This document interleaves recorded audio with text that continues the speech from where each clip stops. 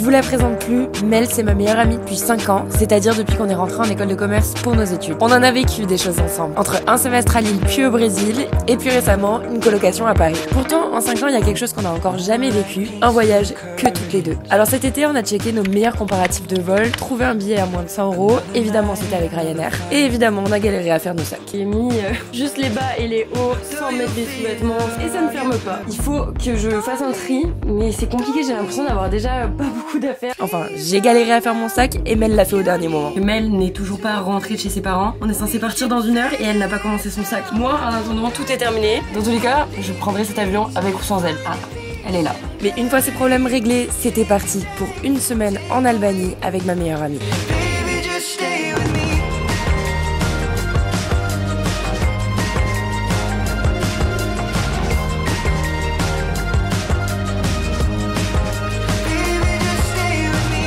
Bon, je crois que c'est le moment. Mel. Hello tout le monde et welcome back sur la chaîne. On l'a dit, je pense avant, mais c'est nos premières vacances entre colocs. Notre premier vrai voyage que toutes les deux. Du coup, on est arrivé à Tirana, la capitale. Là, on marche vers notre Airbnb. On va essayer de se trouver à manger. Et on doit se coucher un peu tôt parce que demain, on part à 5h30. Waouh! Je fais de la lumière. Je suis l'ingé lumière. Ouais, la régie. À peine arrivé, on s'est trouvé un restaurant typique pour déguster des spécialités. Notez l'adresse parce qu'il est incroyable. Ça y est, on est arrivé dans notre Airbnb et on s'est pris un petit dessert. Ça s'appelle un trileche. Moi, je l'ai dit à la brésilienne. Je sais pas du tout comment ça se prononce. C'est notre petit dessert avant d'aller se coucher. C'est du caramel. Ça a l'air méga sucré. T'es perplexe. C'est ultra liquide, c'est du vrai lait. Putain, je vais avoir ah ouais. Aïe, je me suis cognée en rigolant. Le karma. Mais non, mais regarde, c'est du lait. Ah ouais. C'est super liquide. C'est un goût de flan quoi. Mais pas du tout, meuf. Ça n'a ni la consistance. Alors déjà la consistance. Oh non, la télécommande. Ça va. Ça va. Bon bref, c'est bon.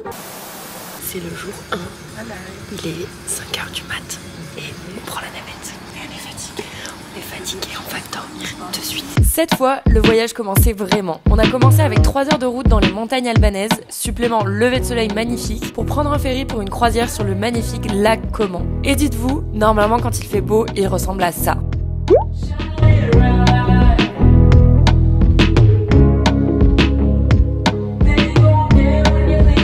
Un petit peu froid mais ça va. Et après ça on a repris une navette qui nous a amené jusqu'au petit village de Valbonne. Les amis, il est temps de vous dire qu'on fait là dans le nord de l'Albanie. En gros nous on voulait absolument voir le nord. On voulait faire le nord et le sud. Donc c'est un peu compliqué en une semaine, donc on va pas pouvoir tout faire, on a dû faire des choix. Mais on voulait absolument faire la boucle qui commence du coup avec le lac Como. Là on est arrivé dans le petit village de Valbonne. Et en fait c'est le départ de la randonnée qui va vers Tête. Non en fait ça se dit Fès, mais on va dire Tête parce que c'est moins chiant à dire.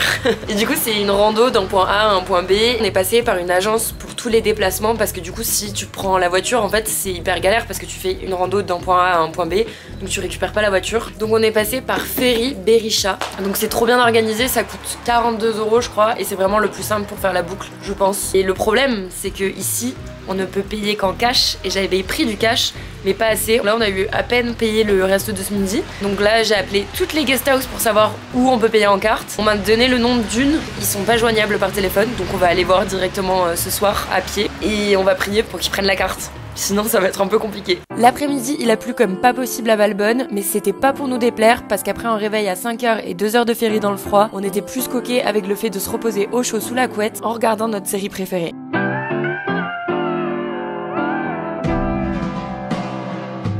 Il s'est enfin arrêté de pleuvoir. Il est 18h et on part manger comme les poules. Mais en même temps, on s'est levé à 4h du mat. Putain, mais t'as pas mes expressions aujourd'hui. Hein. C'est quoi comme les poules? Elle connaissait pas les non poules, plus. elles mangent pas à 18h, est-ce que je sais? Mais bien sûr que si. Non mais oh là là. Jour 2, on est parti pour la fameuse randonnée de Valbonne à Fès avec environ 12 km de marche et 1000 mètres de dénivelé positif. Mais surtout, des paysages incroyables. Bon, ça fait 2 heures qu'on marche, le soleil nous a abandonnés, des nuages partout. Les choses sérieuses commencent. Regardez cette pente de l'enfer. C'est parti. Allez. Oula, tombe pas. Ouais. Ça fait pas la cheville. Ah vraiment. Bien sûr, vous me connaissez, arrivé au sommet, on était envahi de nuages, mais sur la descente, la vue était quand même très sympa. On a eu des lunch packs avec genre vous voyez un concombre en entier, une tomate en entier, un bout de fromage en entier, sans couvert. Là, Mel elle est en train de se faire un chef-d'œuvre. Mais comment fait-elle sans couvert? Comme ça. Moi j'ai une autre technique. Donc, du coup je croque dans ma tomate, je garde la tomate, je croque dans la feta et après je mélange dans ma bouche. Voilà, chacun sa technique.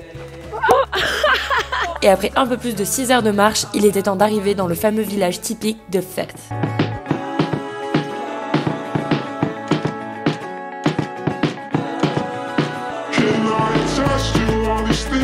Bon les gars, ça y est on a fini la rando. On a fait plutôt un bon temps. Voilà, il est 15 h, on est arrivé dans l'hôtel. Mais les gars, je suis choquée. En gros, j'ai contacté un hôtel sur Instagram pour savoir si on pouvait venir dormir en leur créant du contenu. Déjà, ce qui est assez fou. Et donc, ils ont accepté. Ils nous ont mis dans une chute. Mais regardez-moi ça. On a un jacuzzi. C'est incroyable. C'est l'hôtel Gezerka, si vous voulez. C'est vraiment trop cool. Merci Pauline. Ah oui, sans transition aucune. From la rando, tout. Oula, j'ai failli tomber mon truc. Le jacuzzi. Santé. Santé. Quelle grâce. Quelle grâce. Hello les gars, on se retrouve à Tirana. Oui, je sais, sans transition. On a fait une grosse journée transport en commun. On a pris un Airbnb. C'est littéralement le Airbnb voisin du Airbnb du premier soir. Genre c'est le même palier, le même code, tout. C'est un autre appartement qui est très cool aussi. Donc là on est arrivé, il est 16 h. Donc c'était une grosse journée de transport, mais on va aller se balader dans Tirana. Demain on récupère notre voiture de location pour aller visiter le sud. Donc là c'est un peu notre seule journée où on peut visiter Tirana, la capitale. Donc voilà, on va aller faire un petit tour.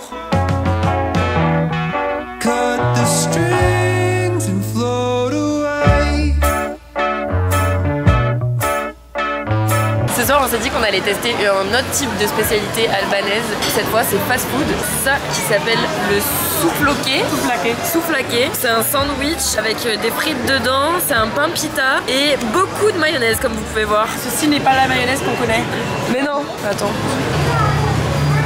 Ouais, c'est de la crème fraîche quoi. Ouais. Oh non, je suis déçue.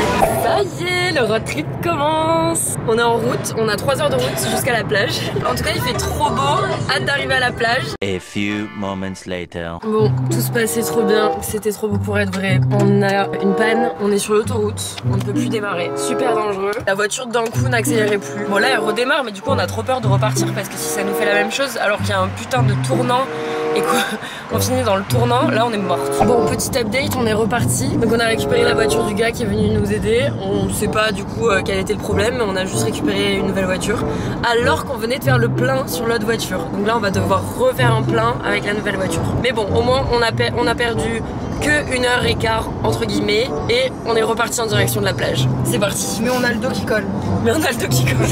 Et après cette petite galère, on était bien contente d'arriver enfin à la plage de Dermi, sur ce qu'on appelle la Riviera albanaise. Et franchement, on m'avait dit que les plages étaient belles, mais alors je m'attendais pas à cette couleur de l'eau.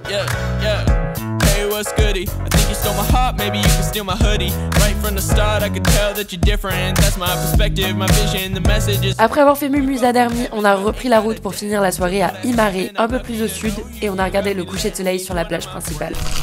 Je m'en vais partout, je sais pas boire.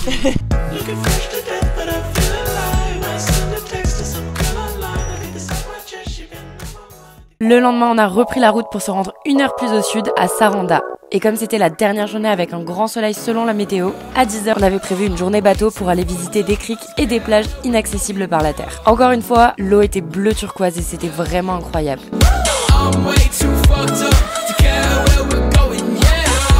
Super du bon maillot.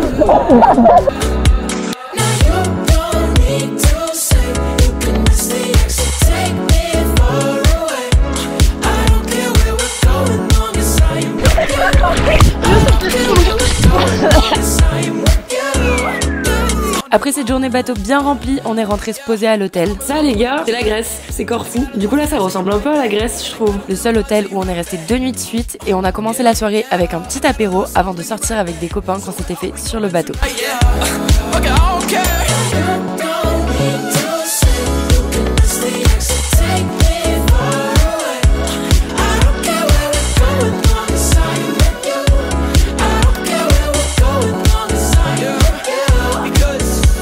Bon, vous vous en doutez, le lendemain on n'était pas trop en état de faire du tourisme, mais ça tombait à pic parce qu'il pleuvait le matin, donc on a commandé nos meilleures pizzas devant une vidéo de Squeezie. Bon les amis, nous sommes en gueule de bois, mais on a décidé de se motiver parce que finalement il fait assez beau. On nous avait dit de visiter Ksamil. En fait c'est une ville avec plein d'hôtels, clubs de plages privées, et il n'y a pas de plage gratuite.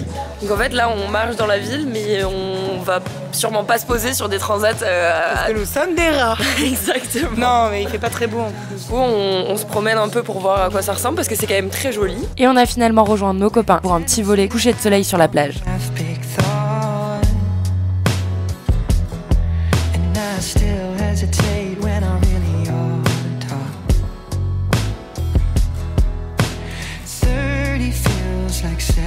Et finalement, notre dernière journée complète est arrivée. On est parti voir le Blue Eye. Ça s'appelle comme ça parce que le centre de la source, avec sa couleur bleu foncé, ressemble à une pupille, alors que les environs, plus clairs et bleus, rappellent un iris. On revient de Blue Eye. C'est vraiment une activité un peu incontournable qu'on avait vu sur tous les programmes. Et en vrai, c'est sympa. La couleur de l'eau est magnifique. Mais par contre, comme vous pouvez voir, c'est tout bétonné, c'est ultra touristique. Parce que c'est aussi un parc naturel, donc je pense que ça le vaut le coup si on reste vraiment plus longtemps. Ouais, il y a des petites randonnées à faire autour et tout. Et pas venir juste pour le Blue Eye. Ouais, c'est vrai. C'est quand même joli, c'est une belle attraction, comment dire. Ouais. Tourist trap. Tourist trap. Un attrape touriste. Ouais. Allez, chin, au dernier jour. Au dernier jour, et au vin qui pique. Un peu plus dans les terres, on a visité la ville de Gjirokastër, classée au patrimoine mondial de l'UNESCO, avec une immense forteresse qui surplombe la vallée et une architecture typique. C'est vraiment très sympa à visiter. Et voilà, on a repris la route pour dormir à la mer et profiter une dernière fois de la plage le lendemain matin avant de rendre notre voiture et de prendre l'avion. On rentre à la maison, c'est trop triste. Adieu le beau temps. C'est trop bien.